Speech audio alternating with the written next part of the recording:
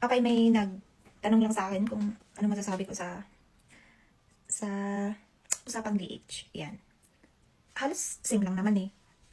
Live-in caretaker tsaka DH. Kahit ano lang yan ng titulo.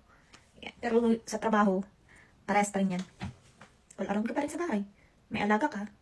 Magkaiba nga lang.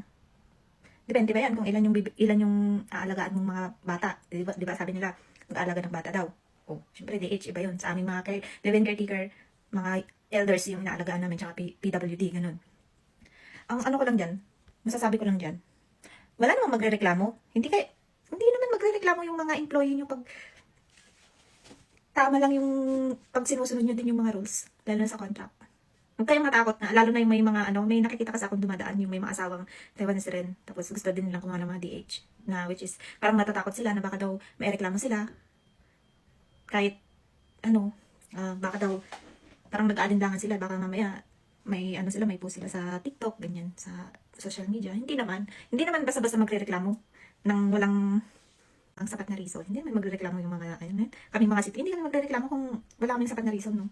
Siyempre kami, halos lahat sa amin, na yan eh, hindi lahat ng employer namin hindi sumusunod sa kontrata. So halos lahat sa amin nagre-reklamo. Doon na lang namin masasabi yung doon na lang namin masasabi sa post kung ano yung nararamdaman namin.